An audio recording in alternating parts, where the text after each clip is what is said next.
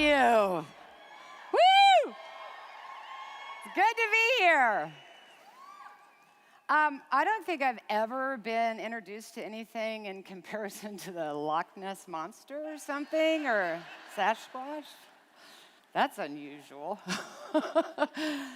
I am delighted to be here and have this incredible opportunity with LifeVantage and to get to know all of you. What I'm hoping to do today is to share some stories with you, some ideas, maybe a few laughs. It's not just about the movie or just about my work, but rather it's about you, and that's who I want to reach. I've learned in my life, none of us can do everything alone. As a matter of fact, my new book is called Superman's Not Coming. So tag you're it, and how I can pass a torch on to you through the wisdom that I've learned along the way. So last night, a lot of you were asking, how and why LifeVantage? And I want to just share with you how it got started. I'm sure you're familiar with the chairman of your board, Gary Morrow, right? Most of you should know Gary. He's an interesting character, don't you think? And I work with Gary, and I've often aspired to him. I'm intrigued by him, his intelligence, the things he says, and I became most intrigued with his health and welfare. I care a great deal about my health and welfare, as we all do. That's what my work has been really about, uncovering something that critically harms public health and welfare. Nothing upsets me more. I also pay a little closer to my health because I've gotten a little older. I've noticed changes, and Gary's so active. So I'm like, what's he taking? What's he doing? So I asked, and we got into a conversation about Protandim. So I said, I want me some of that Protandim. So that's how we got onto the conversation. And then it went further about LifeVantage. And I was very intrigued when he said, would you consider, interviewing for the board? That would be something that's not always in my realm of work, yet something that I would want to do. Because I believe that companies and people belong together. It's you that makes the wheels go round. And I felt it was a great opportunity. So I interviewed with the board. I really liked them all. And what I liked about them and what I want to talk to you about today is that they don't think inside the box. They were willing to work outside of a box. They were open. They were accepting. They were transparent. I really enjoyed my time with Darren. So I liked as well the direct sales because it's about the people. And that's where I'm most comfortable. And I just thought it was really cool that I'm the first female on LifeVantage board.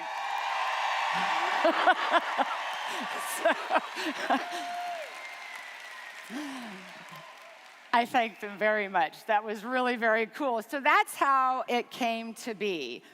And oh my gosh, I have so much I want to say. I'll keep coming back to check notes because I have the gift of gab and I can get off on a tangent over here. So I want to kind of use my time wisely today. I want to share something with you really quick so I can kind of explain to you what it is that I desperately want to do for you and for all the communities that I work with throughout the world. And that's to pass the torch. And how that came to me was I was honored to be able to pass the Olympic torch after the film came out. I was very nervous to do this. I had never done anything like it before. All of this has been overwhelming for me, but at the same time, I'm so excited. So I'm going to jump in there and do it. Well, the day I went down there, of course, it was raining, and I don't know who passes the Olympic torch and does full makeup, but I guess I did that day. So I was getting very concerned that my mascara was going to be running and the TV cameras were there.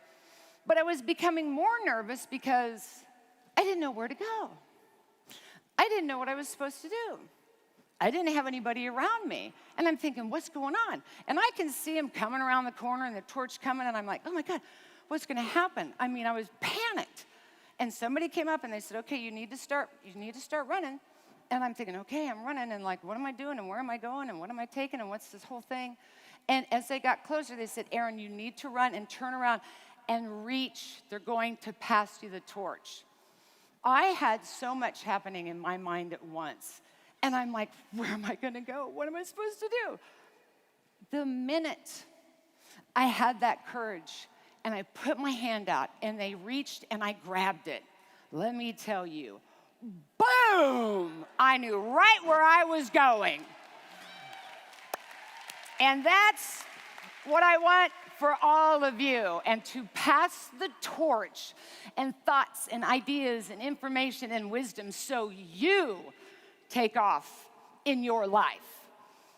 I am a big person that loves words. I do.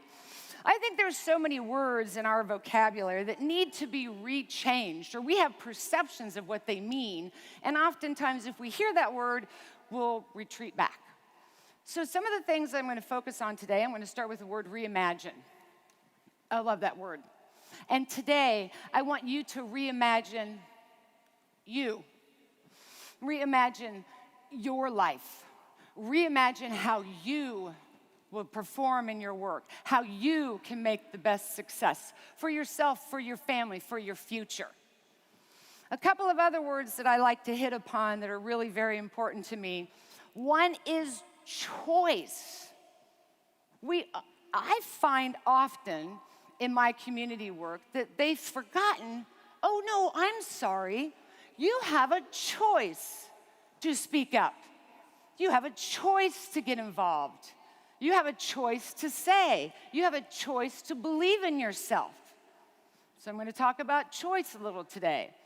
I'm also going to talk about getting out of the so-called box of self-limitations that many people might want to stuff you into. I never liked being in a box. I was back here earlier and I'm like, okay, I need to move. I need to go out a door. So I'm going to talk about how to punch your way out of a box. A couple of other things that I'll talk about will be respect, trust, disruption. That's a good word, don't you think? Oftentimes people, and correct me if I'm wrong, and I always want you to interact with me. When we hear the word, oh, you're a disruptor, that's bad, right? No. Disruption's good. It wakes you up. It gets you off the couch. It gets you asking questions. It gets you, hey, what's going on over there? And that's precisely where I like us to be. When you're comfortable and complacent, things can pass you by. And one of the other words I'm going to talk about here real quick is called stick-to-itiveness. Have you heard of that word? That's good. Let me tell you, I look back on my life, and, now let me start here. Okay, let me introduce myself. Hello, everybody. I'm Erin Brockovich, and I'm not Julia Roberts. Yeah. You have no idea how confusing this was to a whole lot of people even today. I was not expecting that. I mean, one of the first things after the film came out back in 2000 was a group of girls came up and they said, oh my God, I love your film, and I use your Thigh Master all the time.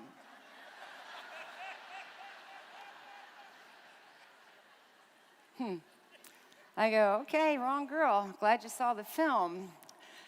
Strange things, people coming up to me and saying, did anyone ever tell you you look like Erin Brockovich?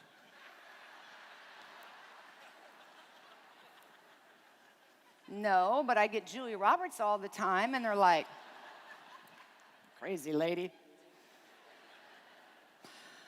The other day, I was coming through the TSA security, and a lady looked at me, and then she saw my ID, and she goes, are you her?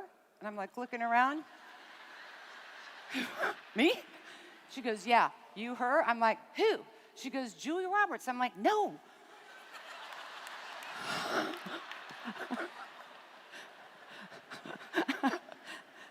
I'm like, Erin Brockovich. She goes, you're the real one. I'm like, yes. She goes, can we take a selfie? I'm like, sure. I was comforted, though, that as a TSA agent, they were actually truly looking at the name and identifying the face. So I thought that was kind of funny. So, you know, a lot of this has been very, very overwhelming for me as well. And it's taken me a long time, my entire career, to figure out what it all means, how I even got here. And I have to tell you, it began with my upbringing. And it's something I cannot get away from because it's applicable to all of us. Most of you may not know, I was born and raised in Lawrence, Kansas. I'm home, I'm back. I loved growing up in the Midwest. It was free. I was outdoors. The weather changes, it was exciting for me. I used to shuck corn. I love the wheat fields. All of it resonates with me. I feel so rooted in my environment in Kansas, in my upbringing. And my parents were really instrumental to me, and I'll tell you why. Most people don't know I'm a dyslexic. We see a lot of that around. I don't see them always coming out. We'll get into that in a minute. Then I'm going somewhere with all of this. But my biggest challenge growing up was school. I hated school because I had dyslexia, and nobody really kind of knew what it was or what it wasn't. And what bothered me wasn't that I was different, but what bothered me is because I was different, I got put into a box.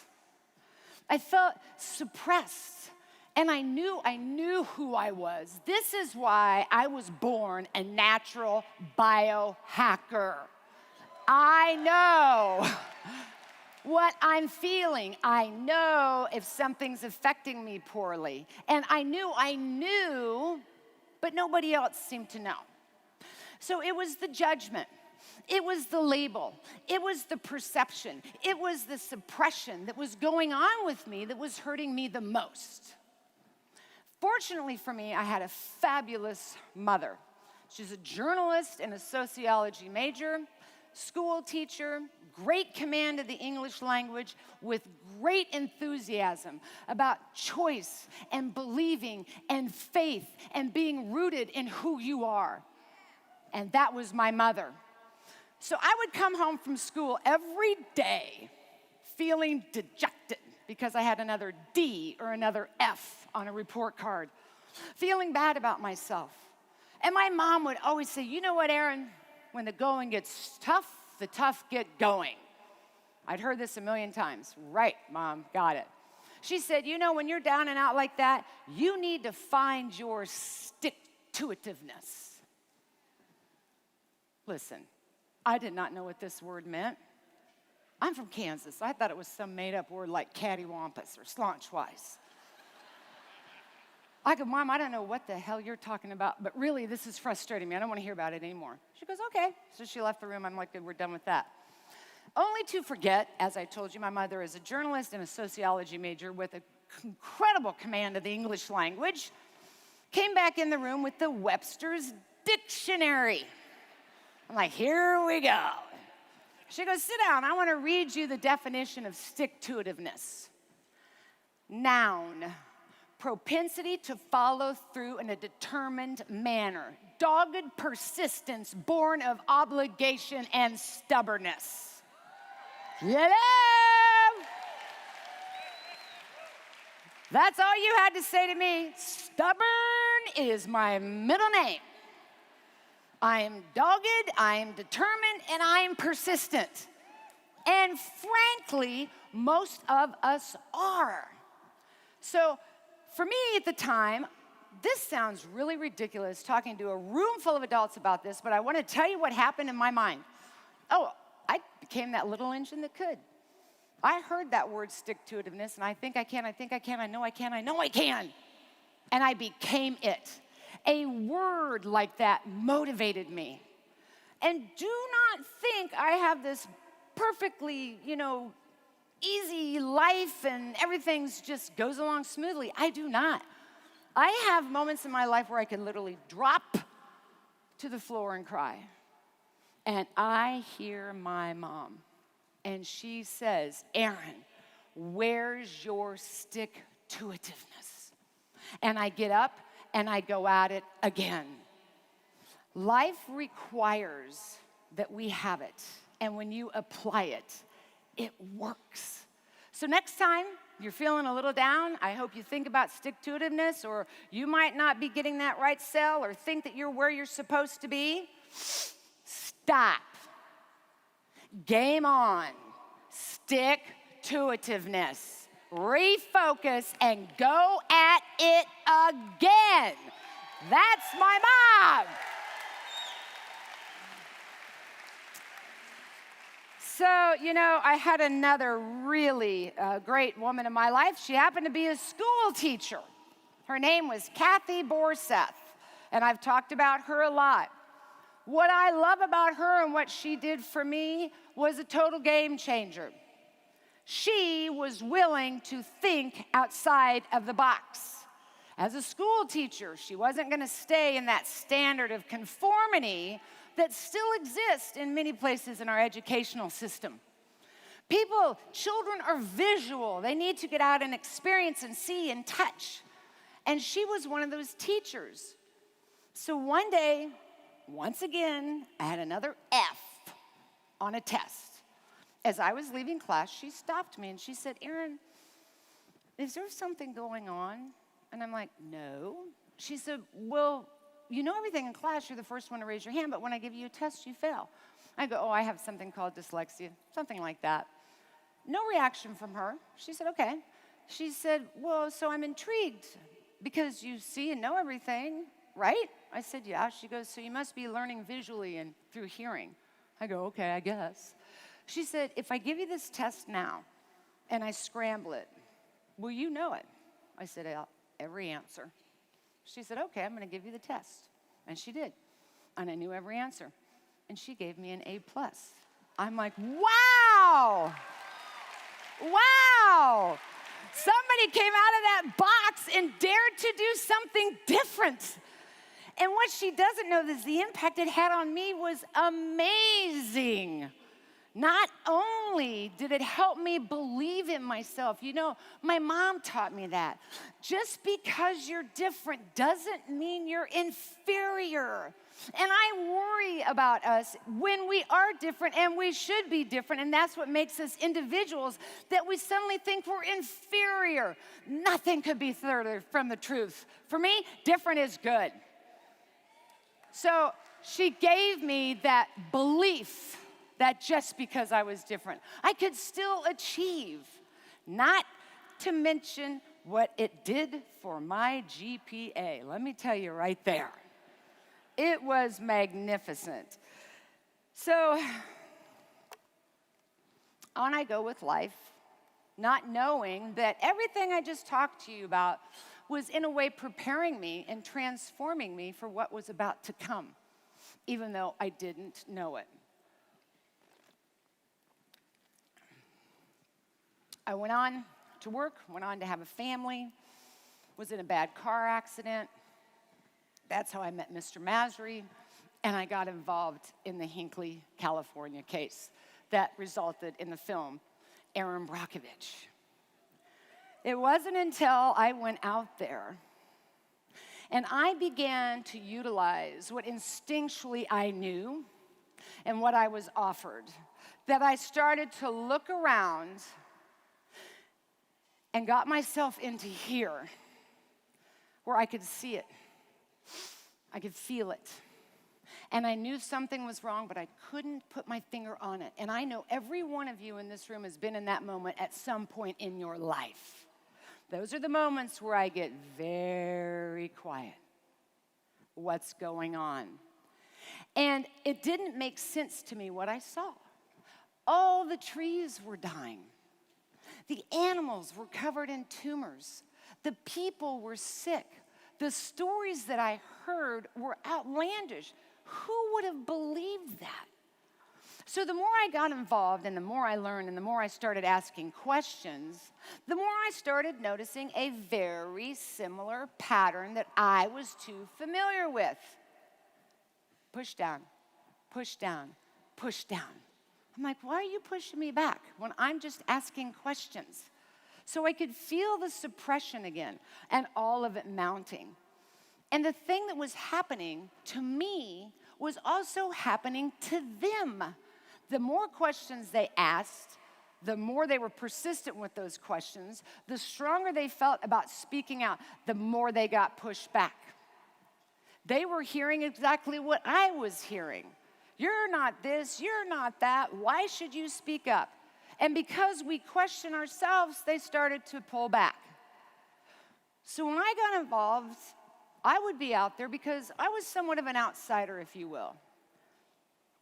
Now I'm sitting here looking at green water and two-headed frogs.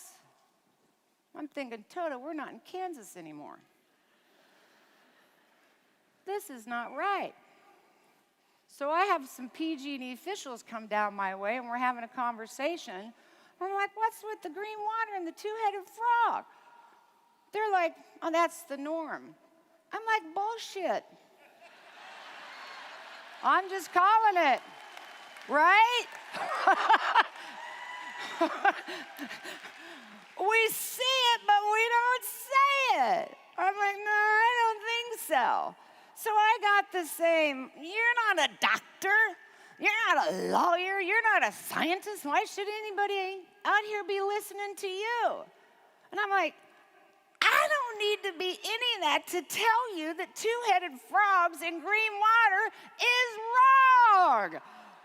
Don't do that. So when you feel that suppression or somebody's questioning something, don't be afraid to rise up and go with what you know and say, I don't think so. A lot of that's about being a biohacker. And I love that moment where we are finally owning ourselves and going, yeah, I don't think so. That isn't working for my health, and let me please be in charge of my own health and what I know is happening to me.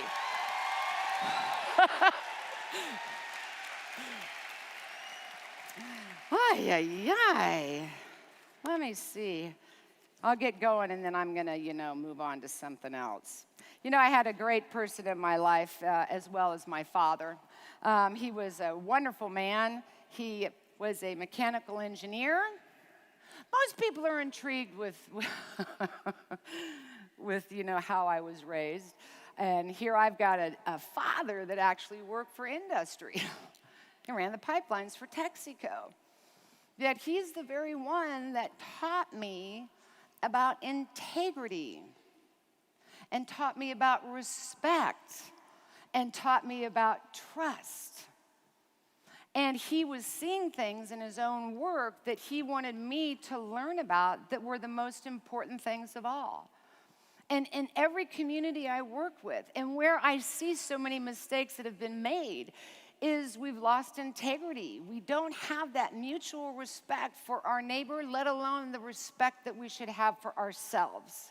And oftentimes the problem becomes the lack of trust. There's been a breach, and how we rebuild that.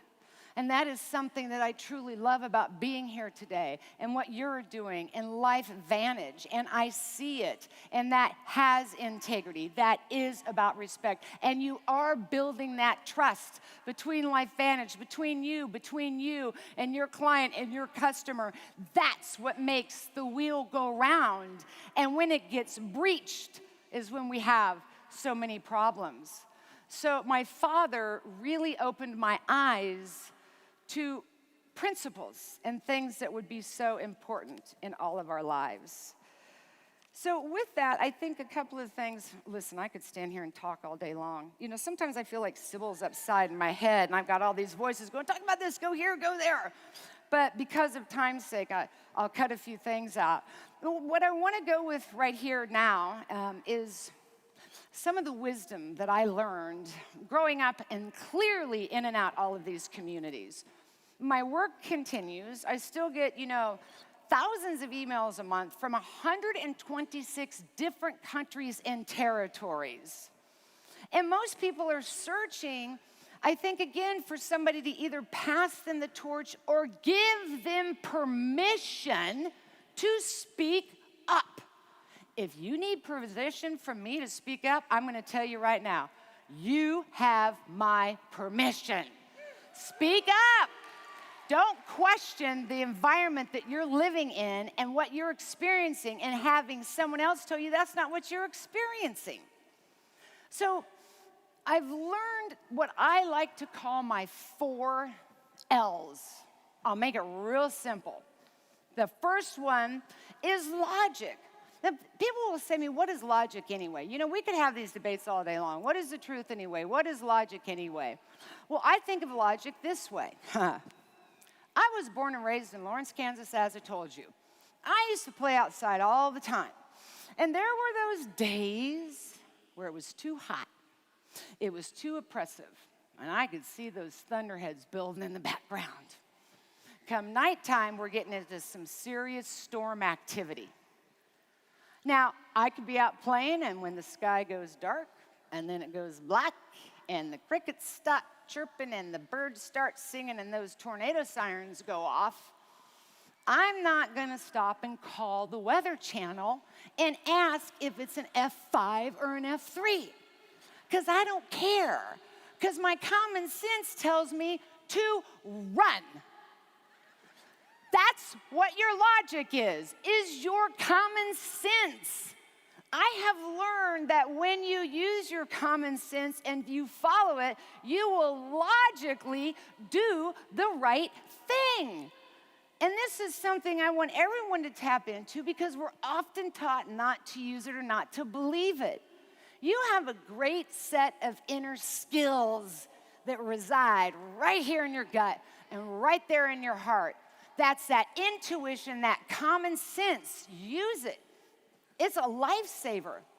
Another example, if y'all wake up tomorrow and the headline read, municipality tainted with rat poison, are you going to call the National Institute of Health and go, is that 1 part per billion or 10? Or does something tell you logically with your common sense or vice versa, don't drink the water? I encourage communities to do that. Nobody knows better that what's going on in their environment than those that are living in their environment. Get back to that common sense. That's your logic. The other is leverage. As I said earlier, I didn't do this alone. That would be impossible. When we collectively came together as a people with a common goal and we worked together, we flowed together, it worked out. Otherwise, had we not been together, it would have never worked out. So one thing that I talk about is leverage. We need to leverage each other, our team, our community, because it just makes us that much stronger. And I really learned the value of this working in the Hinckley case.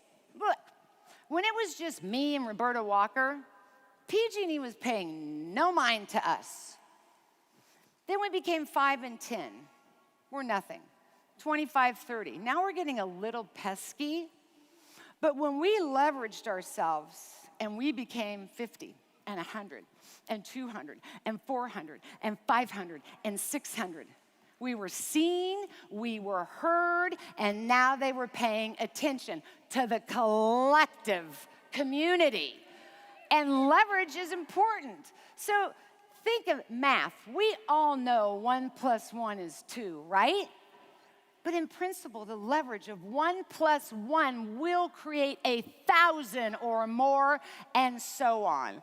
So leverage those around you. This is another word that we think, oh, when we're leveraging something, it's bad. We're leveraging something for money. No, it's not. Leveraging is taking your hand, get my hand, and let's do this together, because you become a much more powerful force.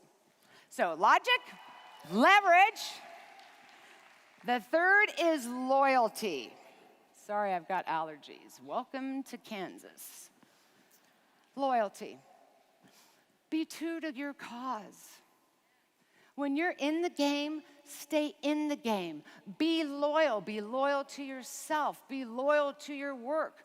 Loyal to that cause is critical.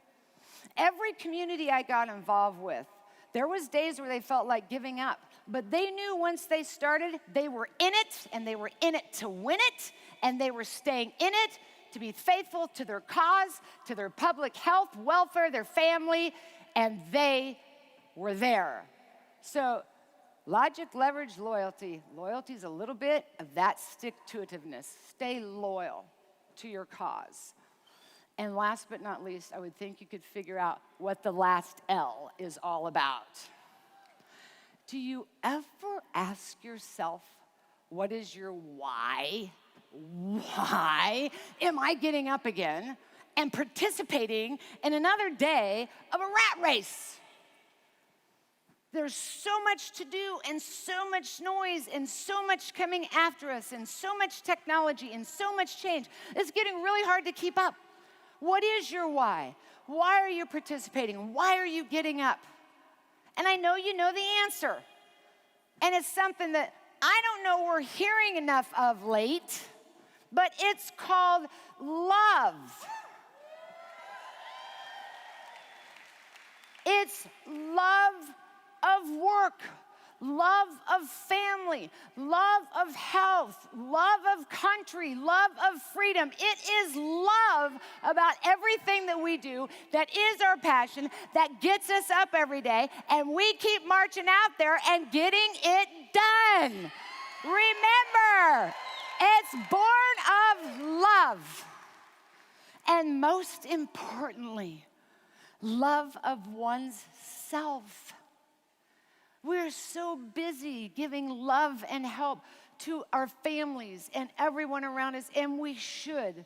But oftentimes, and what worries me the most, is don't forget to love yourself and to say, I've done a good job, and to be kind on yourself and not hard on yourself, because we are. I am exactly the same way. So I hope today, and when you go home tomorrow, you remember it. When things pop into your head, we've got stick-to-itiveness on board. We've got our 4 L's, logic, leverage, loyalty. When you're feeling down, why am I doing it? Remember it. Because I love work. I love life. I love my family. I love myself. And we'll go at it again. So before I kind of go into my closing, I want to share something with you that I am fascinated with. I know you all are familiar with the film The Wizard of Oz, aren't you? Yeah. Have you read the book by L. Frank Baum, The Wizard of Oz? If you haven't, you need to, and let me tell you something about it right now, because it's fun and it gives you something to think about, things that we've forgotten, but we are here again today.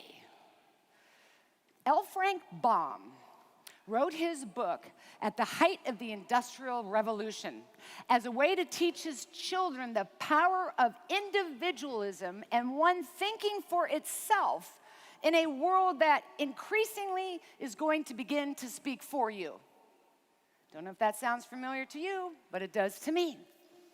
So he wrote the book, and it's been highly studied by some of our greatest scholars, and it is concluded that there is a true political allegory within that book and in that children's fairy tale. And it goes a little something like this. And I'm fascinated. Dorothy is the everyday girl. She's out on a journey to find herself. And I think every one of us understands that. We all are that girl next door that goes out into the world, into that journey, and along her journey, she discovers something and she wants to make it right. So as you know, she's going home and the twister arises. Well, the twister in the book is disruption. And it's disruption of what's happening in D.C. So I'm thinking, okay, well, this sounds familiar, kind of where I'm at in my life and my journey and all of us, and we have disruption going on. And so the tornado picks her up, and off to the land of Oz she goes, and boom, she plunks down on the Munchkins. The Munchkins are a representation of the American citizens who are feeling frustrated. And nobody's listening to them. And Dorothy takes that time to do it. And they set her out on the yellow brick road. The yellow brick road in the book is the standard of gold. It's follow the money. So she follows that path. And along the way, she meets the Cowardly Lion, the Tin Man, and the Scarecrow.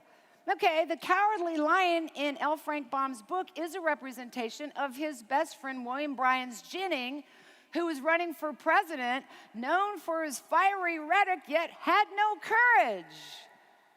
Oh, you ever look at some of our politicians today? That sounds familiar to me. Then the Scarecrow. And the Scarecrow is a representation of the American farmer. And the reason everyone thought in the book he had no brain is because the banks were buying up all the land. And that's what was happening at the time. And look where our American farmer is today. That sounds very familiar to me. And then the Tin Man. He's a representation of man becoming the worker that begins to lose his heart in industry because he's treated so hardly. So I look at everything we are and what he was teaching then, and we're here again today. But here's the message that I find really interesting. As you know in the film, they go along the yellow brick road to go find the wizard because, the wizard's going to save everybody. Let's go back to Superman's not coming. But off they go. And they get put to sleep by the wicked witch. She bugged me, and I hated her flying monkeys. Every time I watch that, I'm still like, what the F is up with the flying monkeys? They're making me nervous. But she puts them to sleep in the poppy fields because she doesn't want them to find out what's going on. I truly believe we are waking up today. Is it possible we've been in that box, we got put to sleep, that we've been comfortable or complacent or a false sense of security somehow has wrapped around us? And now we are waking up. Look at the rise in the empowerment of women on the move today. The changes that we are making. And here Dorothy and all of them got to the wizard, and as they pulled back the curtain, they saw it was nothing more than a bunch of, this and that kind of going on. They didn't have a clue what they were doing up there, but they saw that for themselves. I believe, as biohackers, we are beginning to clearly see for ourselves what is going on. But the moral to the story that I don't want us to ever forget, because I think we're in a similar parallel, is that we too have always had a heart. We have always had the courage, and we have always had that brain. And I don't care how tough it gets on you, we will find our way home. Oh, that's the message. Power to you, power to the people. And I think we forgot that. That's what I want you to own today. See, I thought that was a fun little story to share. So, I don't know how long I've been talking. Oh, see, I have about 10. Keep going? Okay. I get, here, let me go through all my notes because I didn't want to talk too long. Let me see, where do I want to go? Blah, blah, blah, blah, blah. All right, well, see, yeah. I'm kind of coming to my closing, so it's probably about the perfect timing, because I see them up there. I'm down to 9 minutes and 59 seconds. It's like, I'm in the box. Stop it. Stop. Oh, I almost flipped the bird. I'm so sorry. I try to mind my manners. I can't help but be me, right? So, in closing, again, it's been so important to me. From the bottom of my heart, it is an absolute privilege for me to be here, to be a part of you, your work, and LifeVantage.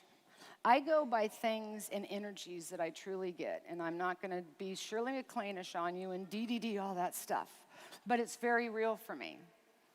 Everything I'm here today, I want to give to you. I believe in you. And if there's anybody out in this room that has any doubt about themselves, don't. Don't doubt you. You are the best person to know what you need to do. But please know, I will be your biggest cheerleader. And I will be here along the way to make sure if you have that day, we're going to get up and we're going to keep going. And so I want to know what else I can share. So I created a program that I call RAM. I love rams, by the way. I love to be outdoors and to see them in their environment. They are confident. They are strong. They are stoic. How they get up those rocks and teeter up there the way they do, I have no idea. But I find it awe-inspiring. And that just comes from their natural confidence in nature. So I created a program called RAM. Now, I went and looked up the definition just since, my mom pulled the word stick-to-itiveness on me. So I looked up RAM, and its meaning is to do and achieve by moving obstacles out of one's way. Sometimes the only obstacle in your way is you. I've stood and blocked myself on many occasions. And so in RAM, the R stands for realization. To realize the strength that you do have. To realize, yes, we're not perfect.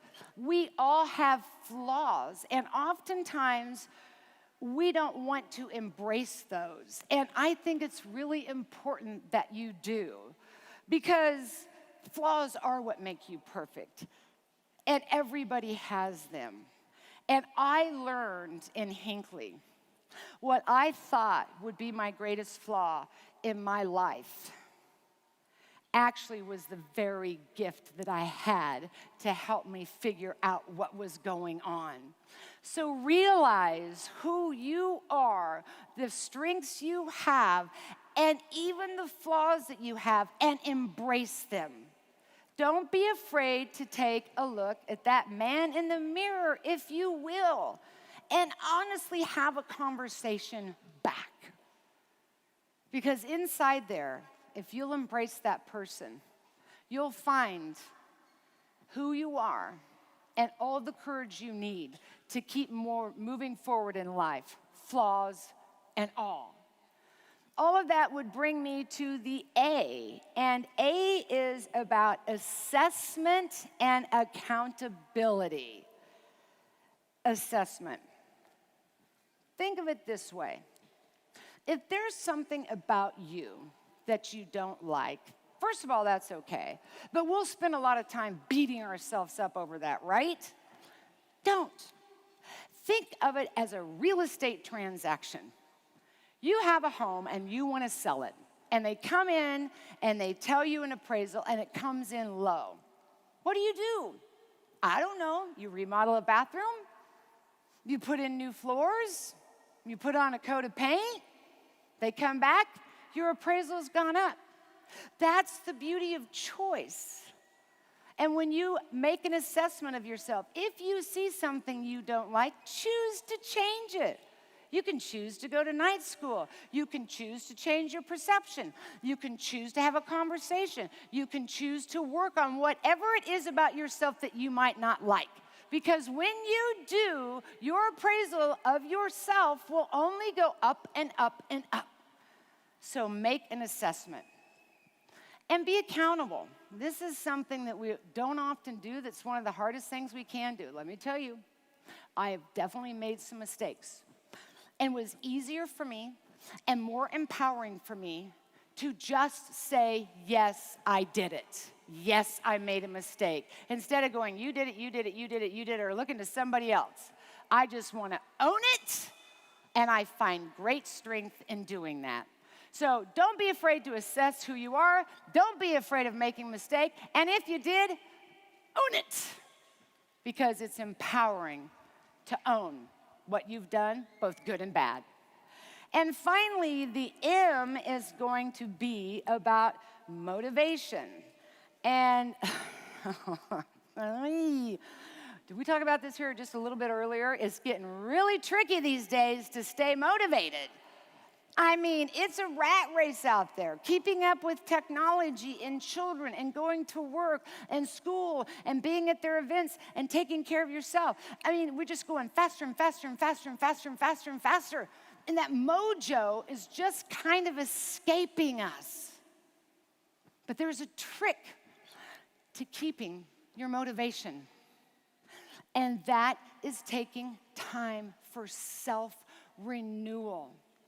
Again, my message that I want to send home to you today is these moments where you love yourself, where you find that moment for self-renewal, that you can begin to find yourself. So even today, make it a priority to stop for a moment and find the time for self-renewal. You know, it's kind of like our computers, right? You know, when you start inputting a lot of data into the computer, that blue circle's like this. Y'all familiar with that? That happens to us. We are human after all. A lot of information coming in, a lot of stuff to process. This is self-renewal. It's processing it. And when you find yourself like that, I want you to stop. When's the last time you actually heard your heartbeat? When's the last time you actually took a deep breath? Or stopped to smell a rose? Or appreciate the sun on your face? Or the smell of fresh cut grass? Or the smell of fresh rain? Or the laughter of a child as they play? Or the sound of the water as it runs down a brook? These are the places, these are the spaces, these are your connections to this planet, that will be a connection to yourself, where you can be quiet for a moment and recognize you are alive, and hear yourself think and hear yourself feel. This is where you will find the power of who you are within. So, coming out of crazy motivation and into a quiet space, this is where you will learn the most about yourself. And this is where I say you will find there will be no obstacle you cannot surmount. There will be no fear you cannot conquer, no matter how impossible it may seem. Because when you are connected to you and you find the strength of yourself, it's the three little pigs, right? Because the one in the foundation, all the huffing and puffing and blowing, and you're not going to be able to blow it down. Find your foundation, find your voice, your heart, your courage, your brain. I know you have one. I'm your biggest cheerleader. And go out there and kick some ass today and tomorrow, because I'm banking on you. Thank you very, very much. Go get 'em!